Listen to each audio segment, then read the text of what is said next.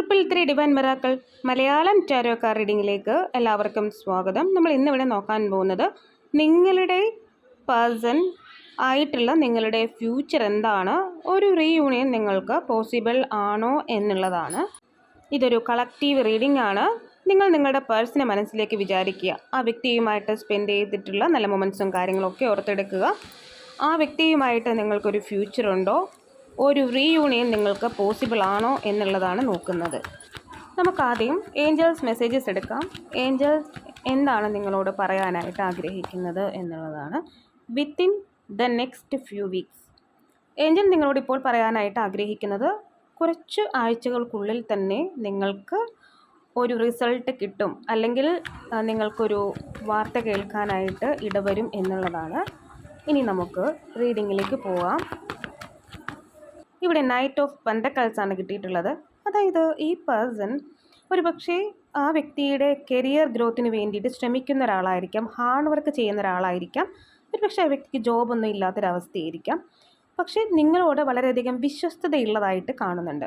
അതുപോലെ തന്നെ ഒരു ഫാമിലി ആകാനായിട്ട് ആഗ്രഹിക്കുന്നു. ഈ ഒരു റിലേഷൻഷിപ്പ് സക്സസ്സിലേക്ക് കൊണ്ടുപോകാനായിട്ട് ആ വ്യക്തി ആഗ്രഹിക്കുന്നു. പക്ഷേ ആ വ്യക്തിക്ക് ഇപ്പോൾ ആ വ്യക്തിയുടെ കരിയറിലാണ് ആ വ്യക്തി ശ്രദ്ധിക്കുന്നത് കൂടുതലായിട്ട്. ഇപ്പോൾ കുറച്ച് മണി മേക്കിംഗ് ആണ് ആ വ്യക്തി ഉദ്ദേശിക്കുന്നത്. പക്ഷേ നിങ്ങളുടെ അടുത്തേക്ക് തിരികെ വരാനായിട്ട് ആ വ്യക്തി ആഗ്രഹിക്കുന്നു എന്നുള്ളതാണ്. കൂടാതെ നിങ്ങളുടെയോ ആ വ്യക്തിൻ്റെയോ മാനിഫെസ്റ്റേഷൻ വർക്കാകുന്നുണ്ട്. ഇവിടെ ദ വീൽ ഓഫ് ഫോർച്യൂൺ എന്നാണ് കിട്ടിയിട്ടുള്ളത്. ഇവിടെ നിങ്ങൾ തമ്മിൽ ഒരു ഓൺ ആൻഡ് ഓഫ് സിറ്റുവേഷൻ ആയിരിക്കാം. അതുപോലെ തന്നെ ഈ വ്യക്തി നിങ്ങൾക്ക് നേരത്തെ തന്നെ അറിയാമായിരിക്കാം. ചിലപ്പോൾ നിങ്ങളുടെ സ്കൂൾ മേറ്റ് ആയിരിക്കാം, കോളേജ് മേറ്റ് ആയിരിക്കാം. അതുപോലെ തന്നെ ഇവിടെ മാനിഫെസ്റ്റ് ചെയ്യുന്നുണ്ട് നിങ്ങളും ആ വ്യക്തിയും, അത് ഒന്നുകൂടി ഉറപ്പാക്കുന്നുണ്ട്. കൂടാതെ ഓൺ ആൻഡ് സിറ്റുവേഷൻ ആണെങ്കിൽ കൂടി ഈ റിലേഷൻഷിപ്പ് നിലനിർത്തിക്കൊണ്ട് പോകാനാണ് നിങ്ങളുടെ വ്യക്തി ആഗ്രഹിക്കുന്നത്. അതുപോലെ തന്നെ നിങ്ങളെ ആ വ്യക്തിയുടെ സമൃദ്ധിയായിട്ട് കാണുന്നുണ്ട്. അതായത് ഈ പേഴ്സണുമായിട്ട് നിങ്ങളുടെ റിലേഷൻഷിപ്പ് എന്നും നിലനിർത്തണമെന്ന് ആ വ്യക്തി ആഗ്രഹിക്കുന്നുണ്ട്. ചിലപ്പോൾ നിങ്ങൾ ഇൻസ്റ്റാഗ്രാം, സോഷ്യൽ മീഡിയ ഒക്കെ ആയിട്ട് പരിചയപ്പെട്ടിട്ടുള്ള ആൾക്കാരായിരിക്കാം. ചിലപ്പോൾ ഈ വ്യക്തി ഫിനാൻഷ്യൽ സ്ഥാപനങ്ങളുമായിട്ട് ബന്ധപ്പെട്ട്, അതായത് ഒരു സ്ഥാപനത്തിൻ്റെ മാനേജറായിരിക്കാം, നടത്തിപ്പുകാരനായിരിക്കാം. അതുപോലെ തന്നെ ഈ വ്യക്തി എബ്രോഡ് ആയിരിക്കാനുള്ള സാധ്യതയുണ്ട്. ദ ചാരിയറ്റ് എന്ന് പറയുമ്പോൾ ചിലപ്പോൾ രണ്ടുപേരും രണ്ട് സ്ഥലത്തായിരിക്കാം, ലോങ് ഡിസ്റ്റൻസ് റിലേഷൻഷിപ്പ് ആയിരിക്കാനുള്ള സാധ്യതയുണ്ട്. പക്ഷേ ഇവിടെ നിങ്ങളുടെ വാല്യൂ ഈ വ്യക്തി മനസ്സിലാക്കുന്നുണ്ട്. അതായത് നിങ്ങൾ എത്രമാത്രം നല്ലതാണ് എന്നുള്ള കാര്യം, അല്ലെങ്കിൽ നിങ്ങളുടെ വെർത്ത്, അതാണ് യഥാർത്ഥത്തിലുള്ള വാക്ക്. ആ ഒരു വെർത്ത് ഈ വ്യക്തി മനസ്സിലാക്കുന്നുണ്ട്. ചിലപ്പോൾ ഈ വ്യക്തി എലോൺ ആയിരിക്കാനുള്ള സാധ്യതയുണ്ട്. അതുപോലെ തന്നെ നല്ല എഡ്യൂക്കേറ്റഡ് ആയിട്ടുള്ള റിച്ച് ആയിട്ടുള്ളൊരു പേഴ്സൺ ആയിരിക്കാനുള്ള സാധ്യതയുണ്ട്.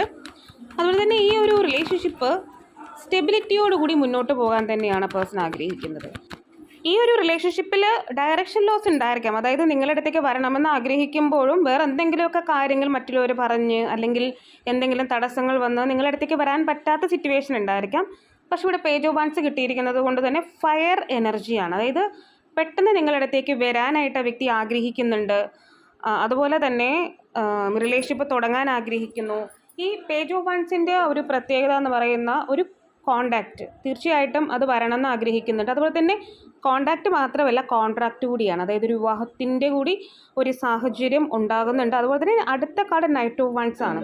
ഒരു സ്റ്റെബിലിറ്റി എന്ന് പറയുന്നുണ്ടെങ്കിൽ പറയാം, പെട്ടെന്ന് വരണമെന്ന് ആ വ്യക്തി ആഗ്രഹിക്കുന്നുണ്ട്. അതുപോലെ തന്നെ ഇവിടെ അതിൻ്റെ അടുത്ത് 10 ഓഫ് വാൻസും കിട്ടിയിട്ടുണ്ട്. അതായത് റിലേഷൻഷിപ്പ് മുന്നോട്ട് കൊണ്ടുപോകുമ്പോൾ ഒരുപാട് പ്രശ്നങ്ങൾ നേരിട്ടേക്കാം എന്നുള്ളൊരു മുൻവിധി ഈ പേഴ്സണുണ്ട്. അതിൻ്റെ ഒരു ഒന്നാമത്തെ കാരണം നിങ്ങൾ തമ്മിൽ ഇടയ്ക്കിടയ്ക്കുള്ള ഓൺ ആൻഡ് ഓഫ് സിറ്റുവേഷൻ, അല്ലെങ്കിൽ നിങ്ങൾ ഈ വ്യക്തിയിൽ നിന്ന് വേർപെട്ട് പോകുമോ എന്നുള്ളൊരു ചിന്ത, അല്ലെങ്കിൽ നിങ്ങൾ സ്റ്റേബിളായിട്ടൊരു തീരുമാനം പറയാത്തൊരു അവസ്ഥ, അല്ലെങ്കിൽ ഒരു ഡിസിഷൻ മേക്കിംഗ് ഉണ്ടാകാത്ത ആ വ്യക്തിയുടെ ആ ഒരു സ്വഭാവം എല്ലാം ഇതിനകത്ത് ഡയറക്ഷൻ ലോസ് ആയിട്ട് കിട്ടുന്നുണ്ട്. പക്ഷേ ഇതിനേക്കാൾ ഉപരിയായിട്ട് എന്തൊക്കെ പ്രശ്നങ്ങൾ ഉണ്ടായിക്കോട്ടെ, പക്ഷേ ഇവിടെ 10 ഓഫ് കപ്സ് കിട്ടിയിട്ടുള്ളത് കൊണ്ട് നിങ്ങളിൽ ഒരു സന്തോഷം കണ്ടെത്തുന്നുണ്ട്, ഒരു ഫുൾഫിൽമെൻറ്റ് കണ്ടെത്തുന്നുണ്ട് ഈ പേഴ്സൺ. 10 ഓഫ് കപ്സ് എന്ന് പറയുമ്പോൾ തന്നെ ഒരു സക്സസ് ആണ് കാണിക്കുന്നത്. നിങ്ങളുമായിട്ട്, അതായത് കുട്ടികളൊക്കെ ആയിട്ട് ഫ്യൂച്ചറിൽ ഒരുമിക്കാനുള്ള ഒരു സാധ്യതയും കാണുന്നുണ്ട്.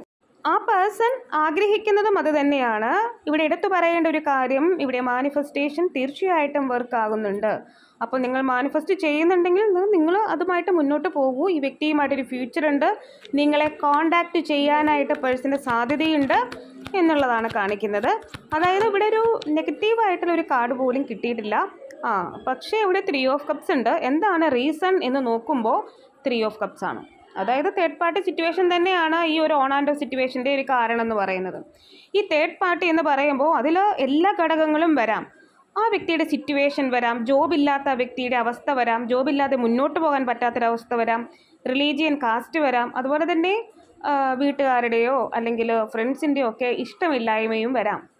അപ്പോൾ അത്തരത്തിലുള്ള സിറ്റുവേഷൻസ്, അല്ലെങ്കിൽ നിങ്ങൾ കെട്ടപ്പെട്ട് നിൽക്കുന്ന സിറ്റുവേഷൻ, അല്ലെങ്കിൽ ആ വ്യക്തി ഏതെങ്കിലും ഒരു നേരത്തെയുള്ള റിലേഷൻഷിപ്പിൽ ആ വ്യക്തിയുടെ ഓർമ്മകൾ ആ വ്യക്തിക്ക് റിലീസ് ചെയ്യാൻ പറ്റാത്ത അവസ്ഥ, അതൊക്കെ വരാം. പക്ഷേ ഇവിടെ ഏസ് ഓഫ് കപ്സ് എന്ന് പറയുമ്പോൾ തീർച്ചയായിട്ടും ഇവിടെ പ്രണയം ആരംഭിക്കുന്നു. അടുത്ത കാർഡ് ദ വേൾഡ് എന്ന് പറയുമ്പോൾ ഒരിക്കലും ആ വ്യക്തി ഇൻഫിനിറ്റ് ആണ്. വ്യക്തി ഈ റിലേഷൻഷിപ്പ് അവസാനിക്കാൻ ഒരിക്കലും സമ്മതിക്കില്ല. അതുപോലെ തന്നെ ജഡ്ജ്മെൻ്റ് എന്ന് പറയുമ്പോൾ ആ വ്യക്തി തീരുമാനിച്ചു കഴിഞ്ഞു നിങ്ങളുടെ അടുത്തേക്ക് വരും എന്നുള്ളത്, അല്ലെങ്കിൽ വരണം എന്നുള്ളത് ആ വ്യക്തി തീരുമാനിച്ചു കഴിഞ്ഞു. ആ വ്യക്തിയുടെ തെറ്റിദ്ധാരണകളെല്ലാം മാറിയിട്ടാണ് ആ വ്യക്തി നിങ്ങളുടെ അടുത്തേക്ക് വരുന്നത്. അപ്പോൾ ഇതിനൊരു ഫ്യൂച്ചർ ഉണ്ട്. ആ വ്യക്തി നിങ്ങളെ തീർച്ചയായിട്ടും കോൺടാക്റ്റ് ചെയ്യും. A message for you, I am thinking of you. ഞാൻ നിന്നെക്കുറിച്ചാണ് ചിന്തിക്കുന്നത്. The very moment your love feels me with light, I love you. ഇതിൽ കൂടുതൽ വേറെ ഒരു മെസ്സേജ് വേണ്ട. ആ വ്യക്തി ഓരോ നിമിഷവും നിന്നെക്കുറിച്ച് മാത്രമാണ് ചിന്തിക്കുന്നത്. നമുക്കിടയിൽ പ്രശ്നങ്ങളുണ്ട്, ഇല്ലയെന്ന് ഞാൻ പറയുന്നില്ല. പക്ഷേ അതിൽ നിന്നൊക്കെ വ്യത്യസ്തമായിട്ട് ഞാൻ നിന്നെ ഒരുപാട് സ്നേഹിക്കുന്നു, അതാണ് പേഴ്സൺ പറയുന്നത്. ഇനി ആ വ്യക്തിയുടെ പേരിലെ ലെറ്റർ എന്ന് പറയുന്നത് യു എന്നാണ് കിട്ടിയിട്ടുള്ളത്, W എന്ന് കിട്ടിയിട്ടുണ്ട്, R എന്ന് കിട്ടിയിട്ടുണ്ട്, S എന്ന് കിട്ടിയിട്ടുണ്ട്, A എന്നാണ് കിട്ടിയിട്ടുള്ളത്, M എന്ന് കിട്ടിയിട്ടുണ്ട്, B എന്നാണ് കിട്ടിയിട്ടുള്ളത്, P എന്ന് കിട്ടിയിട്ടുണ്ട്, L, H എന്ന് കിട്ടിയിട്ടുണ്ട്. അപ്പോൾ ഇതൊക്കെയാണ് പേഴ്സൻ്റെ നെയിമിലെ ലെറ്റേഴ്സ് ആയിട്ട് കിട്ടിയിട്ടുള്ളത്. നിങ്ങൾക്കത് റീസണേറ്റ് ആകുന്നുണ്ടോ എന്നുള്ളത് നോക്കുക. ഇനി നമുക്ക് 14 എന്നൊരു ഡേറ്റ് ഇമ്പോർട്ടൻ്റ് ആണ്. ക്യാൻസർ എന്ന് കിട്ടിയിട്ടുണ്ട്, സിറ്റി എന്ന് കിട്ടിയിട്ടുണ്ട്, ആർക്കേഞ്ചൽ സാമുവൽ,